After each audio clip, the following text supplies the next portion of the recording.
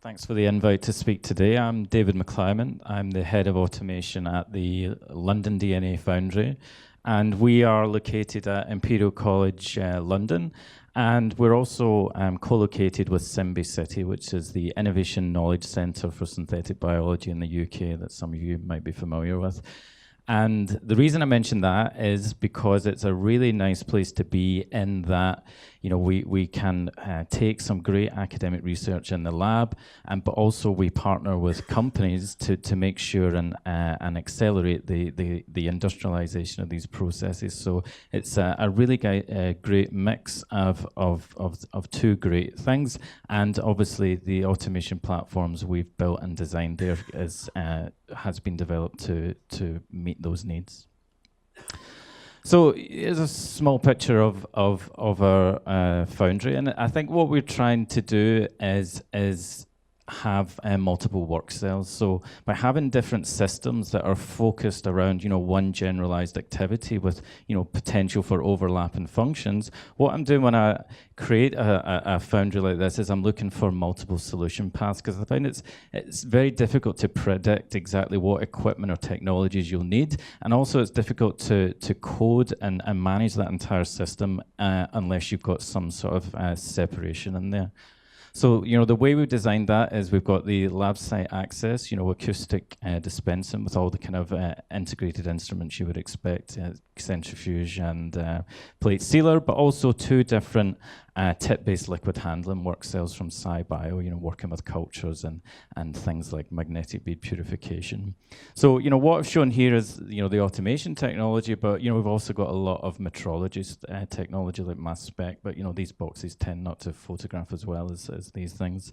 But, and kind of bringing the whole thing together, the philosophy that we wanted behind that was everything that we do starts with design of experiments. So we've bought the software JMP from SAS, which allows us to do DOE and statistical modeling, and that feeds into how we design the automation. So here's just an example of one of the automated yeast build process we have. Like I said, it starts off with the design of experiments, and, you know, we use the SBOL visual to sketch out what we're trying to do. But what JMP does, which I think is really great, is it allows biologists and, you know, who have been a little bit, you know, not up to speed with, you know, robust statistical methods to really start doing DOE from the very beginning. And what I realized is that DOE could be quite easily made into an automated build procedure, in this case for the yeast YTK. So the software platform I've built is essentially, it's not quite a LIMS, it's not quite you know, a driver, but what it does is it takes the context of the experiment as designed by the DOE and actually turns it into something that's automatically made on the work cell system. So for example, you know, if you want to make 1,000 designed organisms, we're talking around about 15,000 individual liquid transfers in and out of about 14 different assays, which actually isn't a lot if you come from high throughput screening like me, but as these signals multiplex and come together in and out of different size plates, then, you know, that software platform really had to be developed to do that.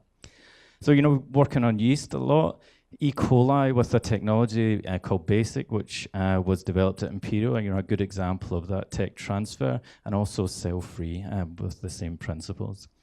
So, you know, as these things are built, you know, we automatically do that on the work cells. You know, then we move into the high throughput screening. So, you know, characterization, growth curves, and also targeted mass spectrometry. But also we're collecting and developing the workflows for the metabolome and the proteome. And, you know, my worry is that, you know, as we collect all that data, that, you know, what are we doing with it? And because it's been designed with the DOE in mind, you know, our hope is that that's going to be informative as we go on, and that's why we've built up that pipeline. And, you know, as it started with the DOE and as the build was initiated by that, you know, statistical modeling is now very simple, because, you know, response surfaces and, you know, modeling that entire, let's say, operon that we're interested in, I think is much more informative. And I think it allows our scientists a really, you know, easy to use starting point to start to really think about these pathways and data in a more robust manner. So, you know, how do you build out these systems. So, I think, if something's working in a lab or someone's got a nice experiment, it's not just a straightforward process just to say, well, let's automate that. Let's have a robot do that. And some of our, ideas were published last month in Nature Biotechnology. Automation isn't anthropomorphic. There is a process that I've developed over the years which I call, similar to the Agile manifesto within software development, is, how do you break these things down into manageable chunks and build out these systems in a scalable way? So the way that I do that is, breaking things down into small work packages. Look at the entire process that's been developed and break that down into little chunks. And when you break down into the chunks, you can then have appropriate QC that you can say, well, this part of the process can now be introduced into the workflow. But also with that QC, want to find out what the range of that is. Where do things break down? Where do your assumptions stop? And that can be just as important as meeting a general QC step. But, I think when you do that as well, when you're trying to build these systems out, I think really what I'm also looking for is shortcuts.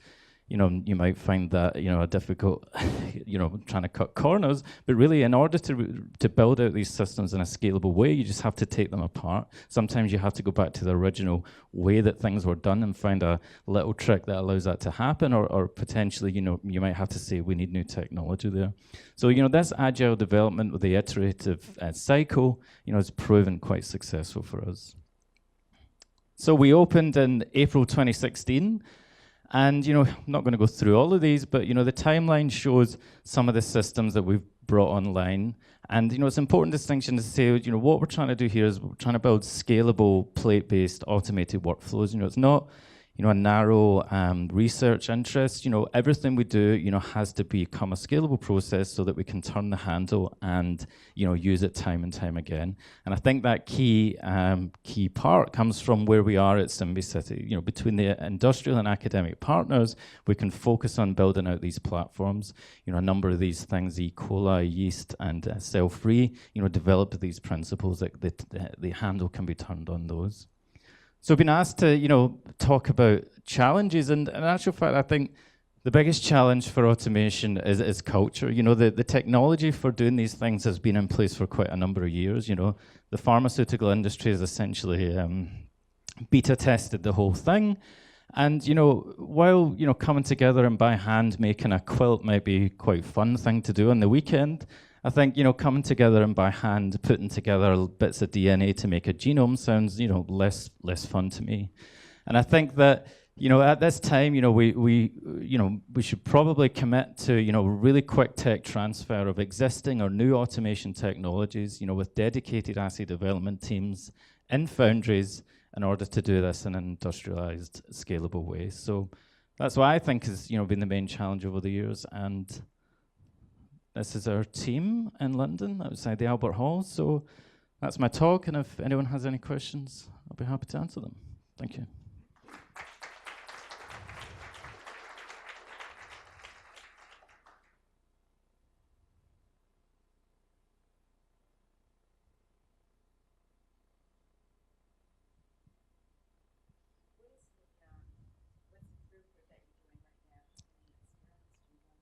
So we can do about 1,000 organisms a day. So that's running through around about 15,000 transfers and about 14 plates. So the other advantage of having the different work cells is that we can batch process things. We don't need to go to the end of execution. So we can get a lot of scalability around saying, well, this process gets done to this point, and then these things are banked, and then the next day we can do the next section. When you're pulling out enzymes or pulling out different bits of material, I think a lot of the scalability comes from thinking about the process as well as and how that fits into the equipment you have.